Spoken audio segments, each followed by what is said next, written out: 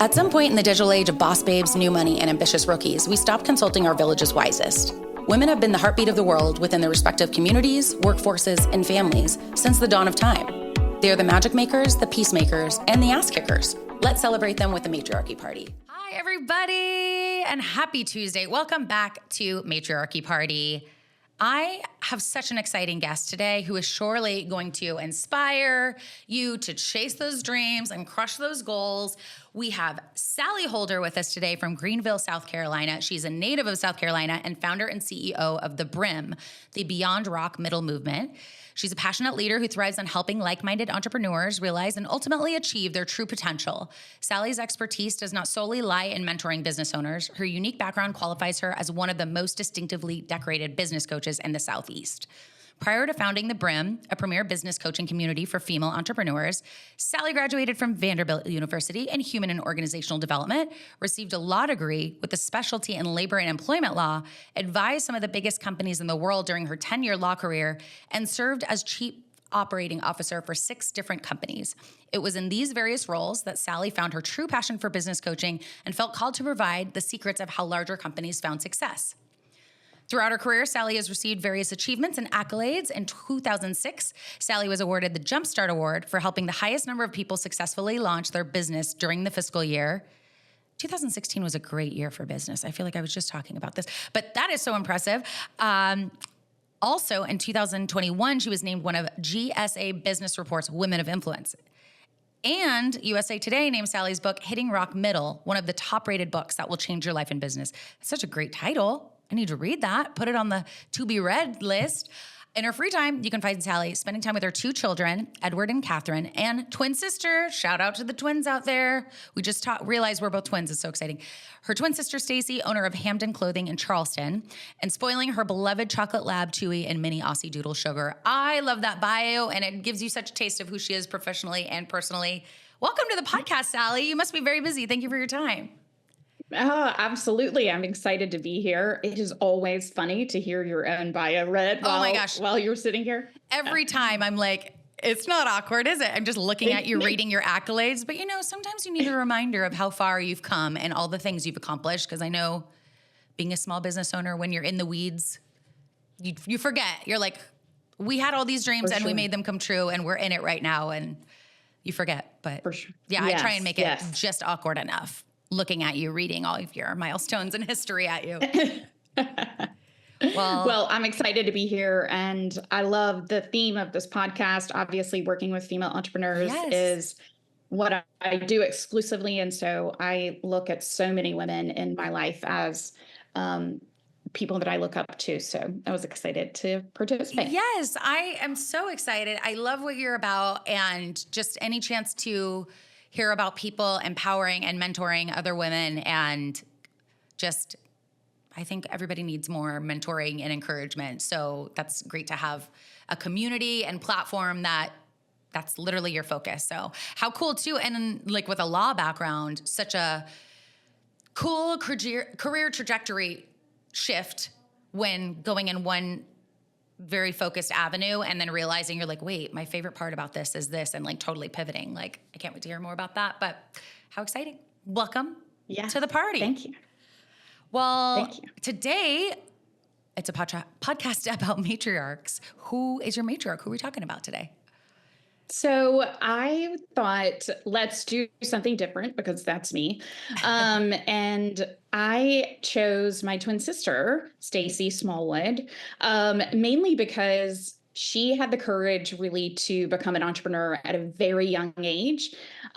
She was 25 when she originally became an entrepreneur. And I just really admired the courage that she had, and I did not have that same courage. And so I spent a very long time, watching her and wanting to emulate her, and then finally had the courage to do so, which, obviously I'll tell you about later. But it was an easy choice for me because I sat on the sidelines and watched her for so long and learned so much from her too.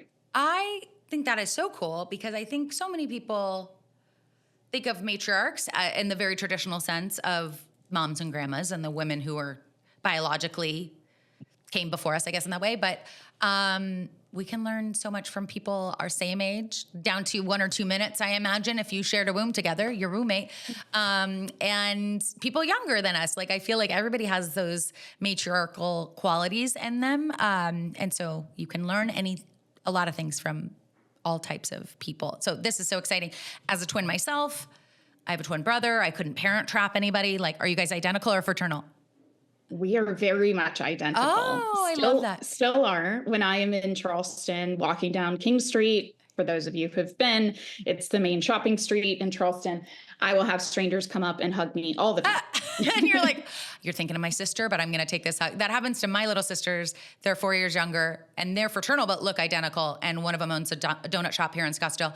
And her twin will be in there. They're like, great to see you. How have you been? Oh my God. Or like, she'll be helping her and she'll be like, oh, my usual. And she's like, oh no, you're thinking of my sister. It's not me, but you know what? Welcome the hug, welcome the hello from people. But that is so cute. I love it. That just makes me so happy as a twin myself to hear about her. Well, I always start this bad boy off by saying, we think of a matriarch. When we think of that word, we think of a woman who's the head of their tribe or family or organization. When in your life, did you feel like you had to demonstrate those traits, whether by necessity or not? Yeah. So I definitely felt like starting the Brimm, that was the first time that I really needed to demonstrate those traits. I mean, my kids were so young. Now they're 13 and 16, but even at let's see, 8 years ago. So she was only 5-ish when I started the company. She wasn't very interested in what I was doing. Yeah. So instead, I definitely felt like it was an opportunity for me to show other women that you can make significant pivots in your career and your life. And you can do that at any point. And it doesn't matter what level of success you've achieved in the current career that you have. And I wanted that to be something that I really embraced and then showed other women that it was okay as well. Because after the fact, I got so many questions from people saying, how did you do that? How did you have the courage to leave? And inevitably, that was why I decided to write the book, was really kind of pass along that story of, how I came to the conclusion of when the right time was to leave and how to make that significant shift from like the corporate world of getting a traditional paycheck to being out on my own and being completely responsible for it. Terrifying. Yeah. Yes. So to me, that was my probably biggest matriarchal moment, is just to own my own reality of what I wanted to create in life and then begin to live that really authentically and show that to other women too. Well, and maybe in the moment you were feeling like, oh, I'm just doing this because I know that this is what I want and I'm going after it. And then after getting all those inquiries or those pick your brain requests or like, how would you have the courage to do this? I wish I could do something like that. And you're like, there's obviously like a need for, I mean, that probably turned a light bulb on. And then you realize you're like, oh, people are looking to me as the mentor when I was looking at other people or women, female founders or your sister for that mentorship and encouragement. So that's so cool. So true. So true. Yeah. I mean, I couldn't find at the time, I was always looking for a book that said, here's how you transition from a successful position into being an entrepreneur. And all of the books that I could find at the time that could give me that kind of roadmap that I wanted,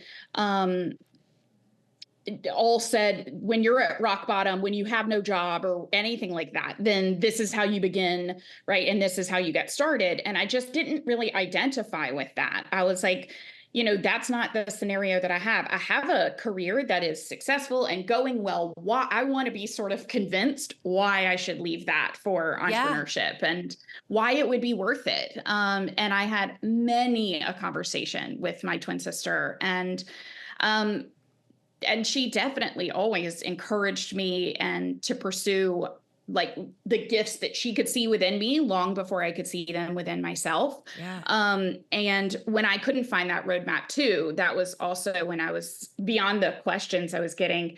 Also one of the impetuses for writing the book of like, my gosh, there are so many people out there trapped in, right, this idea of external success, and they don't find fulfillment in it though. And to me, fulfillment is truly when you have this great combination of personal lifestyle achievement that, right, you're living the lifestyle that you want to have, working the hours and in the kind of, function that you want, and you have the income, and neither have to be sacrificed.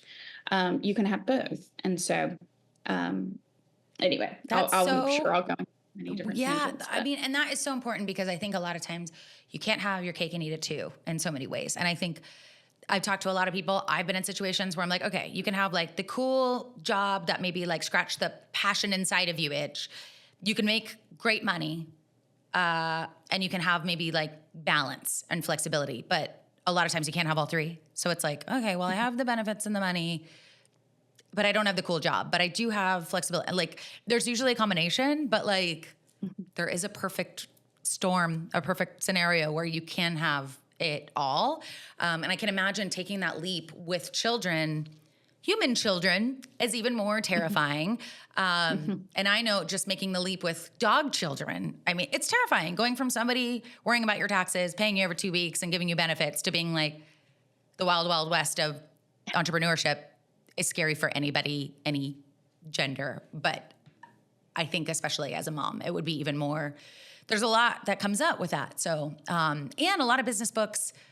I love to hear business books written from a woman's perspective because I just think that there's a different mental load and life architect work that we all do that sometimes advice from men, it loses some of that layer. And like, I think that there's so much to be taught or so much to be learned, like we said, any age, any gender, whatever. But I do think it's even more impactful coming from a women's POV. Just knowing the way we think about the world and our family unit and all the different layers that there is. Not to say that men don't, but I love that. So I can't wait. I look forward to reading your book. Yeah, I mean, the social norms for women are simply different. I think anybody would acknowledge that. And so, yeah, the societal expectations that exist for women are very different than men. And so those need to be addressed when someone is giving you that roadmap or that guide from, what I now refer to as rock middle, that place of, empty success, where it lacks fulfillment, but there's that external piece that does work. I call that rock middle. And so when you're looking to move out of that place, yes, there are a lot of other things that women have to deal with that I think men would absolutely acknowledge. Those emotions or pushing against societal norms is a big deal, and it's hard to do. Yeah. And I mean, so often nobody's asking men, who's watching your kids or how are you doing it all? No. And so I think those just the societal norms, like you say, we've come so far in many ways, but there's still so much, but what do you mean? How can you do this? Like wow, it must be nice, must be, and it's like, hold on, do you hear yourself? So anybody can do anything, just not everything. But I think that is an important layer. And you just brought up what I was going to ask. I always want to hear, how has the definition or the idea of success evolved to you from maybe when you first started out or when you were a lawyer to now? You mentioned a couple of those themes, but what do you think? Oh my gosh. I mean, to me, this is the biggest change that's happened probably over the course of my entire career is my definition of success. At the beginning, it definitely all had to do with external rewards, right? Bonuses, income, accolades, awards, all of those things. And then I achieved many of them and realized, wait a minute, they didn't give me any of that feeling of fulfillment or internal success that I sought. And over the course of then, many years doing some internal work to realize, oh, wait a minute, hold on. It's not that it is success then happiness, it's happiness then success. Yes. And what I've realized is that happiness always precedes the true success. And that is to me now a sense of peace and contentment and joy and unconditional love. Like Oh, all of that yes, to me is success. And yes, feeling financially free as well, of course. right? Earning, to my full potential and, allowing my gifts to be the thing that I put forward into the world versus doing work that I just know that I can do. I Mm-hmm. want to do the work that challenges me and grows me. And to me, that's continued me changing and evolving, and that's a big part of how I define my success too, is that I'm constantly changing and evolving, both my career and myself. So Absolutely. I mean, you said so many good nuggets of wisdom in there, but I think happiness is such an inside job, and having peace and contentment and all of those things you listed. There's only so much like awards and accolades. And I mean, affirmation goes a long way. I think everybody needs to be accoladed, affirmed, complimented more, like positive feedback. It really goes a long way with people. But if you are, what is it RuPaul says? If you don't love yourself, how the hell are you going to love somebody else? How's that? I'm getting it wrong. I'm so sorry. But you know what I mean. I do. You have to start inside first before you look for that outward affirmation.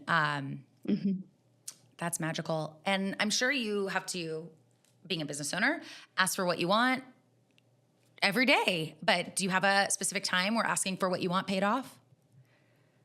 I was thinking about this, and I'm gonna have to lean on something outside of the business world, I think, recently, and that is I actually reached out to a friend of mine who I knew growing up and had not seen in about 7 years. And I took the leap of reaching out to him on Instagram and just saying hello again. And then we chatted, and next thing I know, I realized that he's the love of my life, Oh, and now we're getting married, and so magical. yeah, beautiful things I think happen when you step outside your comfort zone. And it's not exactly asking for what I want, but I think No, it it is. is. Right. It's reaching out and saying hello. And what I wanted was the reconnection. And so I thought this might be a fun way to weave that in and share with your listeners that it can be anything. And I think sometimes we as women interpret asking for what you want as being rude or aggressive or assertive. And it doesn't have to be at all, whether it's in business or personally. I mean, in business, I have to ask for what I want all the time. Sure. And I'll ask my right-hand person, who's also named Courtney. I will ask her, hey, this got on my calendar. Can you please make sure that, you reschedule that or adjust this for the future? And I don't do it in an apologetic tone. I do it just simply matter of fact. Yeah. And There's no tone in it. It's just no need to apologize. Things have to get done a certain way for things to work well. Yeah. Exactly. And that is, a big part of how I try to run my business is by Brene Brown's quote, clear is kind, unclear is unkind. And so me trying to be kind by hiding the truth, which is I need you to change this activity or behavior, is not being kind to her. It's not going to set her up for 100%. Success. And so the best thing I can do is just be clear. Absolutely. And ask for what I want. Yes. Well, and what a gift you can give someone by just coming out and saying it. Like there's, again, just being direct and not, I mean, I talk to a lot of people about removing the just in your emails or like apologies, but so sorry. It's like, what needs to happen? Just leave it at that. There's no tone. We don't need to read into the tone. There's a difference between being like clear and concise and direct and a jerk. But I think, not overthinking, which is, I struggle with that. But I think, and just giving people that clarity and setting expectations in a clear manner, everyone's happy. No one's like trying to do something and guess what you want. Nobody is taking things personally. Nobody is working really hard on something that maybe you don't care about as far as your metrics or your business. You're like, this is where I want you to spend your time, and this is going to help future us. This just has to happen because of X. No emotions. But, and I love that example of like reaching out to your now partner, or now maybe husband or soon to be your, did you say you got married? 2 weeks. Oh, 2 weeks. Oh my gosh. How exciting. That's so magical, because I think, a lot of the examples I get are maybe asking for that promotion or asking for money or like career focus, which is a lot of, I love talking about careers and asking in a career space, but that can also happen in your personal life too. I feel like making friends as an adult is hard, and putting yourself out there and just like, or asking more of something that you need in your personal relationship, or asking somebody out for coffee that you're just like, gosh, I want to be friends with that person, or I want to learn how they did that, or I want to like, just ask. I mean, the worst they can say is no, or I don't have time, and then that kind of is an answer in itself. But I love that. And that answer doesn't have anything to do with you. Right. You're so right. Most of the time. And to not take it personally. That answer has to do with them. Yes. Yeah, and where they are. Yeah. Their bandwidth, their mental space. Like, at least you could be pining after this thing where I don't know if anybody ever feels ready for like the next step and whatever it is. We just have to like jump without the net sometimes, which there's privilege in being able to do it, but ready is not real. You're so right. And so being able to be like, I can press send on that email. I can. Well, I was talking to a client about that actually this morning in our coaching session. And we were just talking about what it's supposed to feel like when you step outside your comfort zone. And I talk about this a little bit in the book, that we should call it the discomfort zone, right? That exists between where you are today and where it is that you ultimately want to be. And we should just be really upfront that sometimes when you ask for what you want and you get it, sometimes it is really uncomfortable and it's really scary. And you step into a place that maybe is a new promotion or new expectations or a higher level of client that you're working with. And all of that can be scary, but it also is exactly where you're supposed to be. That, feeling of butterflies and excitement and fear all kind of packaged into one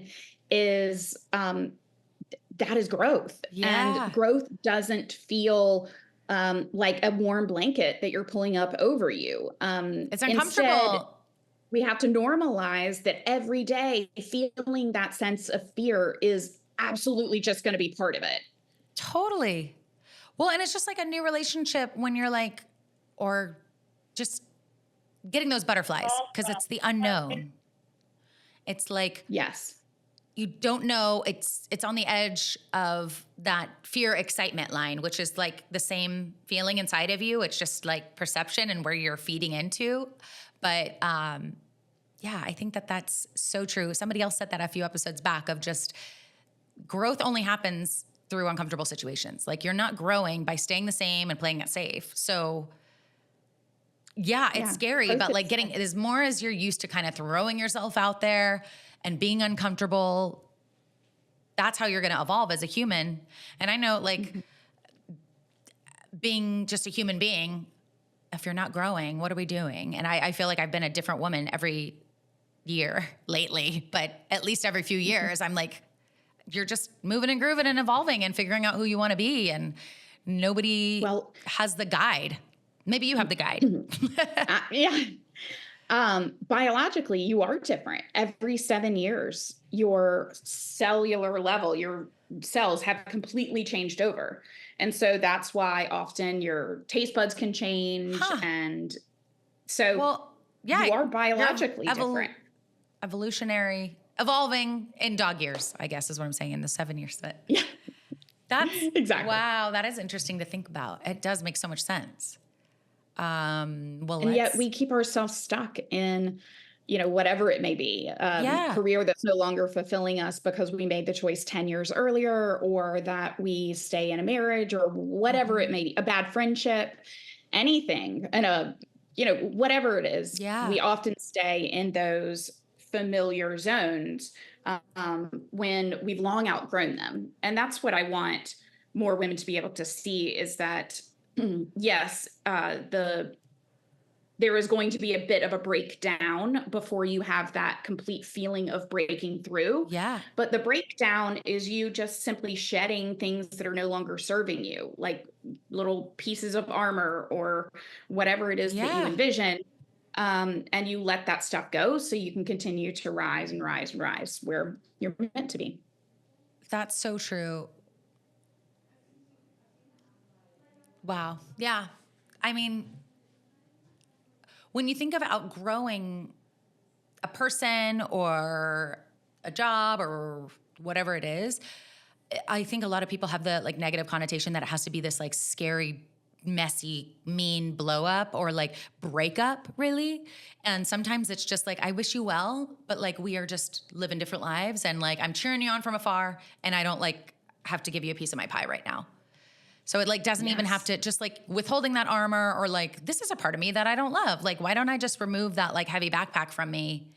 Or this is a person that's like, I feel like it's creating a little bit more of conflict in me or like toxic energy. And like, I don't really have space for that anymore. And so I think that's important to remember too, is like, it doesn't have to be this like, and we're not friends anymore because of this whole thing. It's just kind of like, I'm wishing you well from afar, but that's it. Yeah. But yeah, absolutely. Well, there are going to be people that you outgrow in your life. Yeah. And that's the thing. And some people may outgrow you as well. And that's okay, too, as they continue to evolve. But we shouldn't hold back our own growth for fear of outgrowing the people around us. Yeah. Because ultimately you have to look out for you and your growth. Like you like protecting this person's feelings.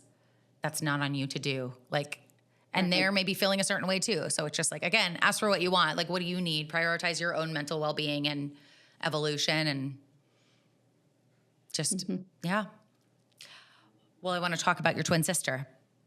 Yeah. This is so exciting. Let's talk about her. Have you always been close? Like I know my sisters, they have even a different connection than my brother and I do. And I don't know if it's just same sex is different. But yeah, you've always been close since you were born? Always close. Yes. I mean, I don't want to say that we can, read each other's minds.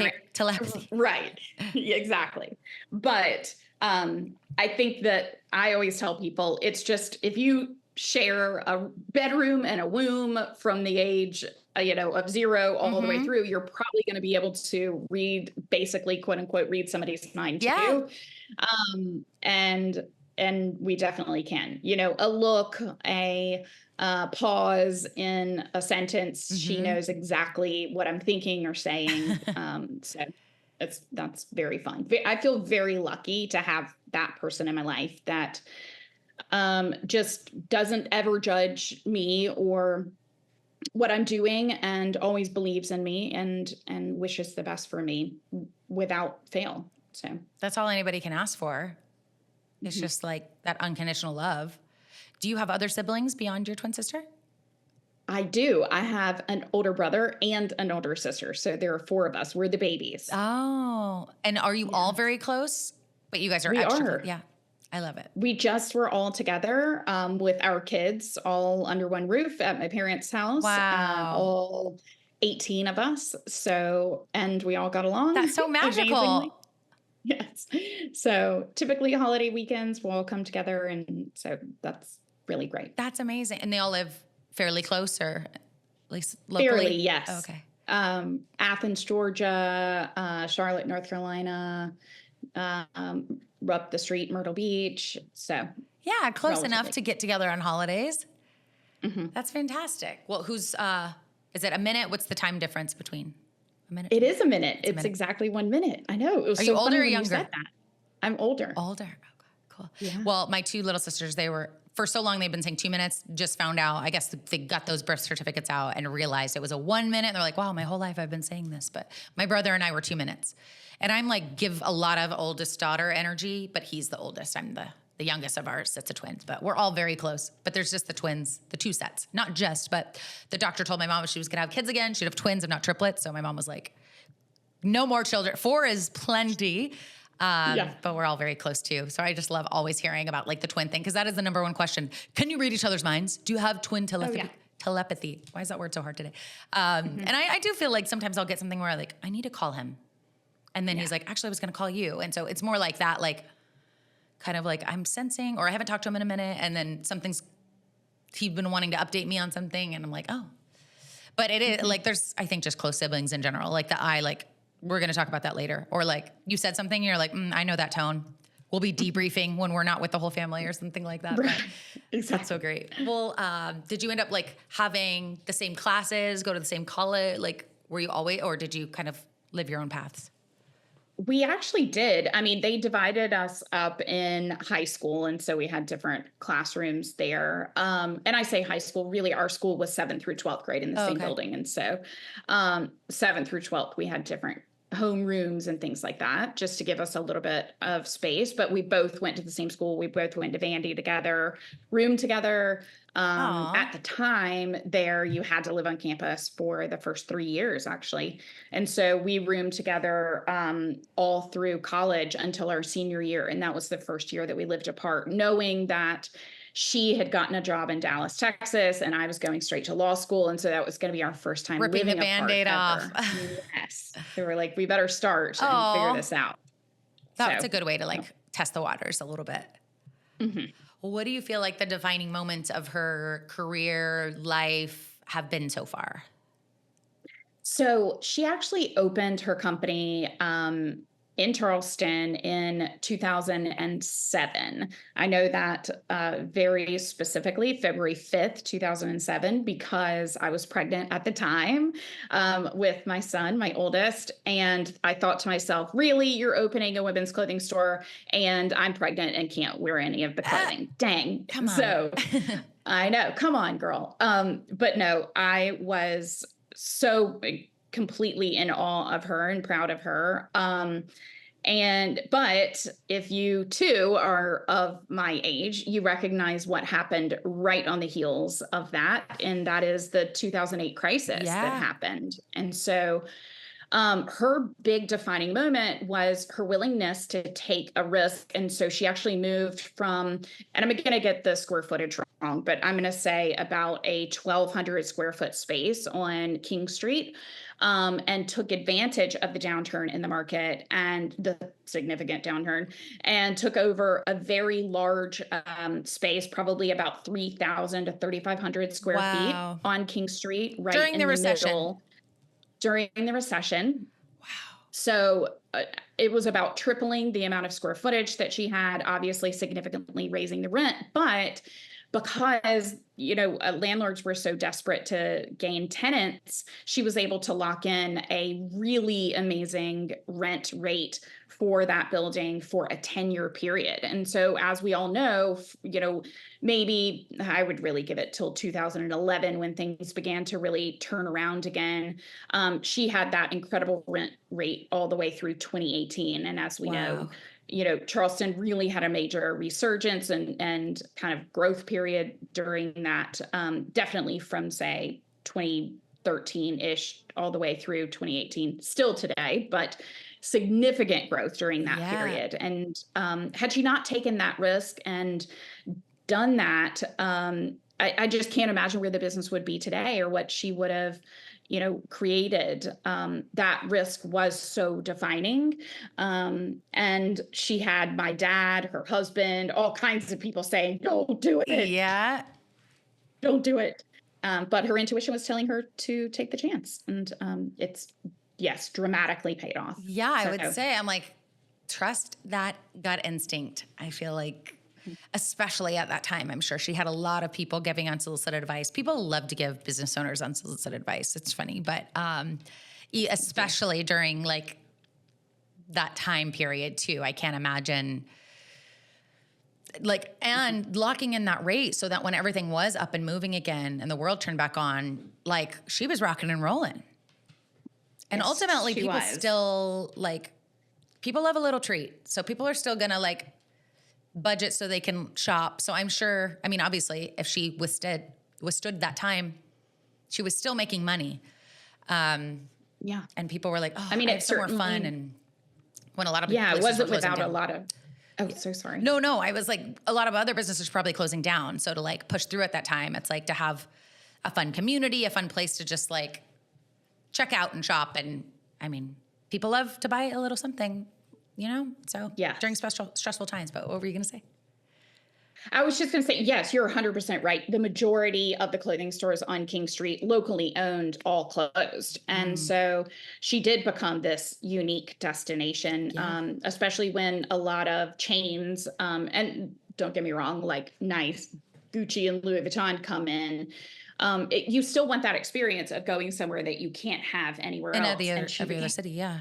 Right. And so she became that. And was really able to lean into that. And again, that wouldn't have happened had she not had the courage to push through and remain resilient, because it wasn't easy at all. And I think that we all kind of put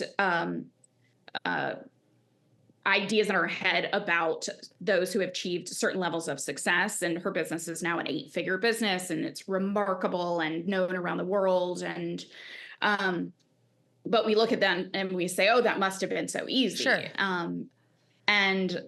Or they had something that I don't, an advantage, et cetera. And I always tell people, there is not a person in the world that has gotten where you want to go that skipped the struggle. Yeah. That is so important.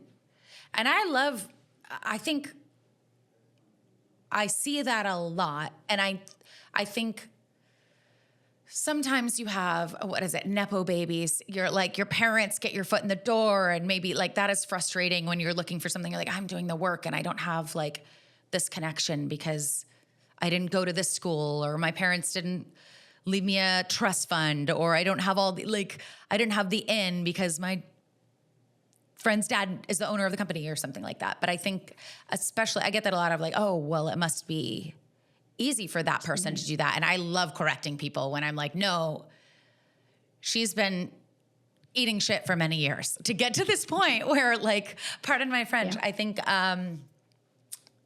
it's not without struggle to like come out on the other side. So I think it's such an important part. So I love being like, no, like that should be encouraging to you. Like not like, oh, well, I wish I could do that. Or I wish and you're like, you can. It takes a lot of hard work, and it's messy and it's uncomfortable, and you're not going to have time to do a lot of other things or the funds to do it at first, but you can do that if you want it. Yes, absolutely. And we tend to believe those things because we get a benefit from them. Right. If I believe that another person had something that I don't have, an advantage that is I cannot create for myself, then we allow ourselves to get out of having to challenge ourselves or having to do something that is, extremely scary and would put our safety at risk, our emotional safety, not really physical, but that's what we perceive. And so I think, I always challenge my clients to ask themselves, is that a feeling or is it a fact, right? Are there people that have gotten ultimately where you want to go without those things? And if there's proof of one person who has ever done it, ever achieved that without those advantages, then it is a feeling that you would need to have those, not actually factually accurate. And when we can let go of the feelings that we're kind of using as our barriers, then we can begin to, again, really get into action again and start that path towards growth or, achieving our own version of success. Absolutely. And that is such an important, start a step in the process of just asking yourself that, because so much is what we're making up in our heads based on what we think we see. And everybody's just kind of showing us what they want us to see via social media. You're only seeing the highlight reel. So you don't know what's happening late at night and the tears shed and the finances piece of it, or just the sacrifices made. You're seeing all the success, which every single person is showing you what they want to show you. So I think so much of our life is consuming social media as far as a business that we're shopping at or a person that we admire. And that's not the whole story, but fact or feeling. I like it. Well, normally I would ask, what do you think your matriarch's biggest dream or goal or biggest accomplishments have been? But I think it's been the evolution of her boutique. What is she working on now? I feel like being world renowned and being an 8-figure business. Is she expanding? Is she going into other markets? What? Actually, she's doing what I think is probably the hardest thing to do as a business owner is begin to relinquish control. Oh, It is hard, right? And so she yes. now has a leadership team in place and she does still do the buying, and travels the world doing that. And so that takes her away from being in Charleston more than 16 weeks a year. Yeah, And wow. of course, then there are other engagements and things she has too. So she is transitioning the day-to-day operations to, a new team. And it is Ooh, very hard. so It's hard. very hard. Yeah. Um, so it will allow her to acquire new skills and it will challenge her in totally different ways. And I love that for her because it will take her again, ultimately, to an even better place, Yeah, which is one that includes the level of freedom that she really does totally. deserve to have after having this, for more than 17 years and creating this incredible success and employing 71 people and all the things. So I'm excited for her. I definitely still field quite a few calls of, oh shit moments or Yeah, what do I do and things. But hey, that's what twins are for. And of course. just, and a twin who is a business coach is for too. Yeah, So, 100%. I was like, well, that is your market. You can't escape yourself from the family wanting some of your wisdom there. very true. And I think like that is very encouraging to know, even if you for nearly 2 decades have been like growing and crushing milestones and having so much visible success that like you still sometimes just need to call your sister and say like, what do I do? I don't know what I'm doing. Help. Because yeah, the fear of the unknown, even though that's the right path. And I'm sure that's what every business owner wants to get to one day, that like the team, like that's the dream, is to have a team of a self-sustaining business that can run without you there. It's like, you're like, but Yeah. it's mine. And I'm used to doing every job. So relinquishing that control is so uncomfortable. But yeah, that's the only way that you can like free up your time and bandwidth to be doing what you really want to do or have that balance. And you got to start delegating. Yes, for sure. I heard it said once, and this phrase has always stuck with me, that we will choose an unfamiliar hell over a familiar heaven all day long. Wow. No, I'm sorry. The other way. The other way. We will choose a familiar hell over a potentially, right, an unfamiliar Unfamiliar heaven all heaven. day. Yeah. Yeah. It's like So, the devil you know versus the devil you yeah, don't know kind of. Like you're exactly. like, oh, I'm going to Exactly. keep going through this because this has to be the only way. And everybody struggles and these Yes. beliefs that we tell ourselves because, well, that's how it's always been done. Or everybody Mhm. hates their job. It's just part of life or whatever it is what you're telling Yeah. yourself. But Exactly. wow, Yeah. that's a good one. That's a good one. Well, I have some rapid fire for you. Okay. What do you admire most about your sister?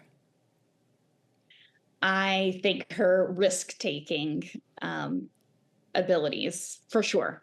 Very inspiring. What do you think the best advice you've ever received from her or something that stuck with you that she told you?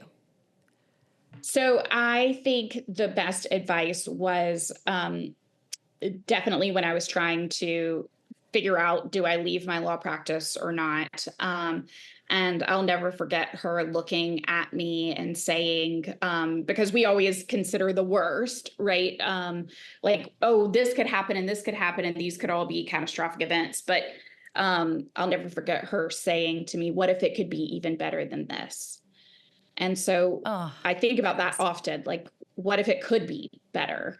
And again, our minds go to the negative Yeah. just biologically, but maybe the unfamiliar is even better than what we have now. Mm-hmm. And that was worth taking a chance on. And so, and I think that that's what I'm guessing here, but I would think that that phrase would be kind of at the crux of her risk taking ability too, is, what if it can be even better than this? And I'll never know until I try. And so, Right. yeah.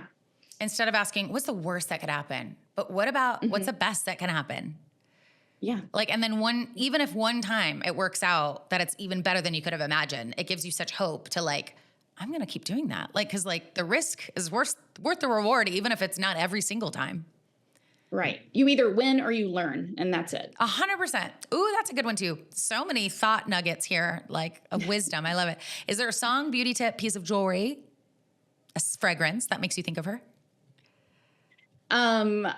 I probably think, I mean, she's so much better at all of that stuff than I am. I mean, I jokingly, but not jokingly say, like, I can't put together an outfit with two hands and a flashlight. Like, anything I wear is something that she is either purposefully picked out for me or somebody now on her team has picked out for me and been like, wear this, right? Getting ready for my wedding. I'm like, I have no idea until they tell me that I'm going to like it. But it's great to have people in there that I can trust like that.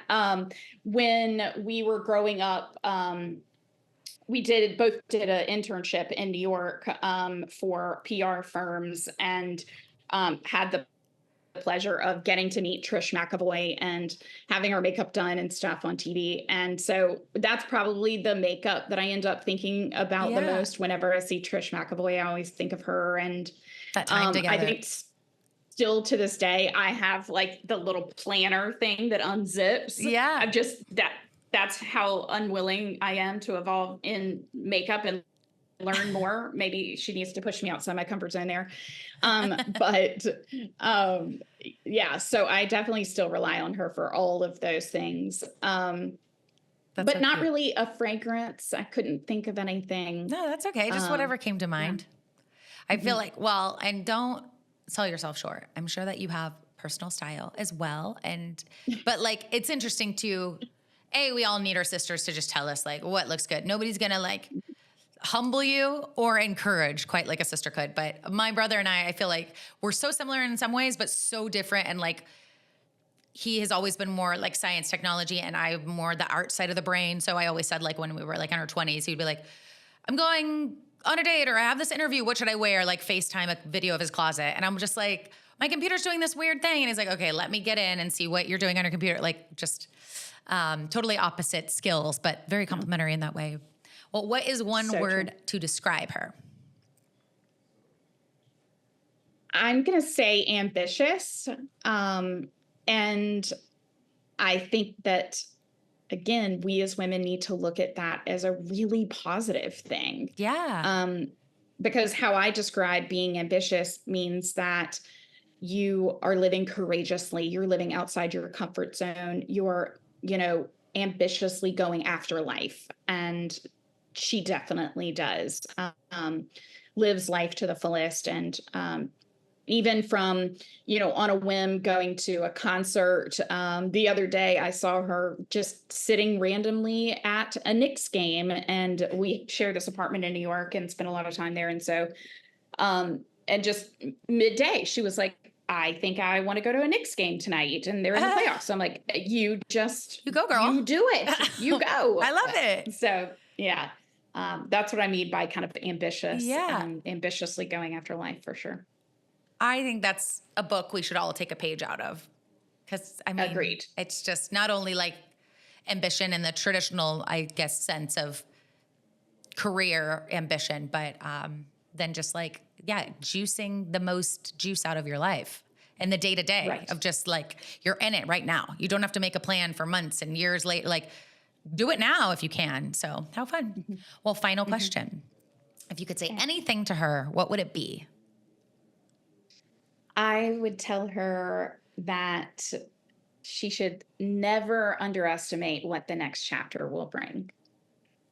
That I think she has an entirely another, I don't want to call it level, but another, I mean, that's what I keep thinking about is chapter within her, that she's, conquered this and she's always been this phenomenal writer and had this kind of urge. So I would tell her the same kind of advice she gave me, which is, what if from here it can get even better than this? And if you continue to pursue what it is that you're meant to pursue. So I hope she will do that. Oh, That question always brings tears to my eyes, especially I just love my sister so much too. And I'm like, or all my siblings, but that's so sweet. And it is so true. I mean, especially when your whole life has revolved, hers has been around this business. Like the book's it's not the end. You still have many more chapters left. So it's like, it'll be exciting for both of you to go into this next. You getting married in a couple of weeks. I'm sure that's like a new evolution of you and her and like what's next for her business wise and always growing together. Yes. That's so special. Exactly. I love it. Well, thank you so much for your time. I've learned so much. It was so great getting to know you, getting to hear stories. Now I have to read your book. Thank you.